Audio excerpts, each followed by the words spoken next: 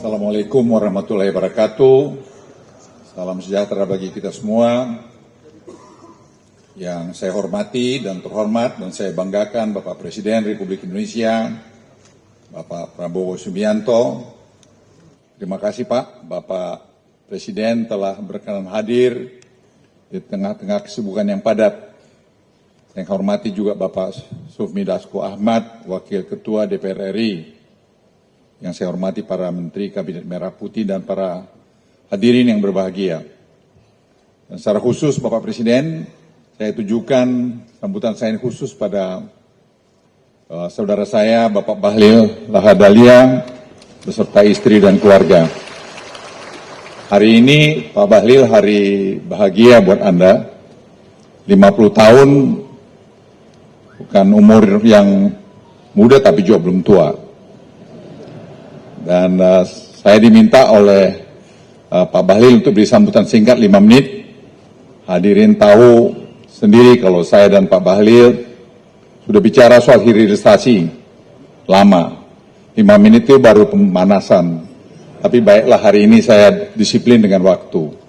Pertama, selamat ulang tahun lagi untuk ke-50 Pak Bahlil, setengah abad. Begini orang lain biasanya mulai pelan-pelan. Pak Bahlil telah menulis hampir 400 halaman. Saya kaget juga lihat jumlahnya Bapak Presiden. Sambil tetap menjabat menteri. Saya membacanya perlu beberapa malam. Jadi saya sampai curiga, Pak Bahlil ini tidurnya kapan gitu. Tapi memang begitulah yang saya kenal mengenai Pak Bahlil. Orang yang kerja keras, energinya Pak Presiden seperti smelter. Jalan 24 jam, tidak boleh berhenti. Kalau berhenti harganya mahal.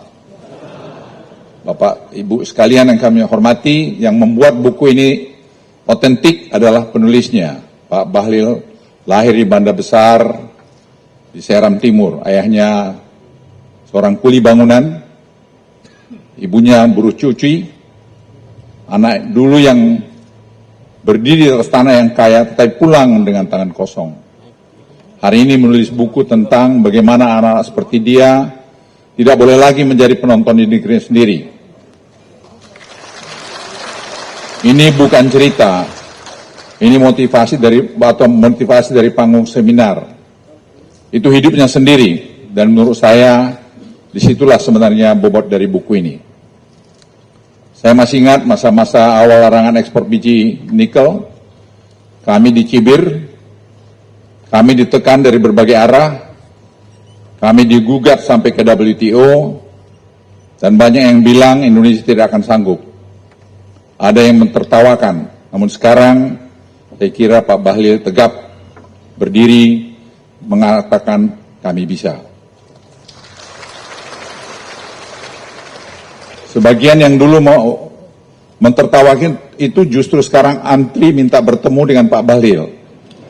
Mau ikut investasi. Saya tidak sebut nama, nanti acara bedah buku ini berubah jadi bedah yang lain. Hasilnya kita bisa lihat dengan angka, bukan retorika, ekspor produk nikel dan turunnya melonjak berlipat ganda. Morowali dan Halmahera Tengah yang dulu nyaris tidak tercatat dalam peta ekonomi nasional, sekarang tumbuh 2 digit, yang menjadi bagian dari rantok pasar industri dunia. Tetapi hadirin sekalian, dan ini yang ingin saya garis bawahi dengan serius, nilai terpenting buku ini bukan pada cerita keberhasilannya, namun nilai-nilai terpentingnya adalah keberaniannya yang jujur dan tidak pernah menyerah. Banyak pejabat menulis buku yang isinya foto-foto peresmian semua sana-sini. Buku ini berbeda. Pak Bahlil menulis sendiri dengan data yang sangat kaya, bahwa pekerjaannya belum selesai tentunya. Bagian untuk daerah penghasil belum adil, pengusaha lokal masih banyak yang menjadi penonton di rumahnya sendiri. Ada persoalan lingkungan, ada persoalan keselamatan kerja yang merenggut nyawa, dan ini ditulis oleh Pak Bahlil secara terbuka. Mengkritik orang lain itu gampang. Mengkritik pekerjaan sendiri di buku yang dicetak atas nama sendiri, itu yang jarang terjadi. Untuk itu Pak Bahlil, saya angkat topi pada Anda, Benar-benar saya bangga melihat Anda karena berani menuliskan apa adanya. Saya percaya satu hal, sebuah bangsa hanya bisa memperbaiki apa yang berani diakui. Maka agenda ke depan sudah jelas dan buku ini menulisnya lengkap. Manfaat hilirisasi harus lebih adil bagi daerah dan masyarakat sekitar industri. Pengusaha nasional, pengusaha daerah harus naik kelas dalam rantai menilai. Teknologi harus dikuasai anak bangsa yang standar lingkungan serta keselamatan tidak bisa ditawar. Pasar dunia semakin menuntut pasok yang bersih. Jadi ini bukan lagi pilihan, ini syarat daya saing. Pak Bahlil yang saya hormati dan banggakan, Anda sudah menulis pekerjaan rumahnya. 6 poin, rapi sekali. Sekarang tinggal masalahnya yang menulis PR, biasanya yang disuruh mengerjakan, jadi jangan lari kemana-mana Pak. Dan para pembedah nanti, jangan sungkan kritik saja. Gagasan yang baik justru semakin kuat kokoh kalau diuji secara terbuka.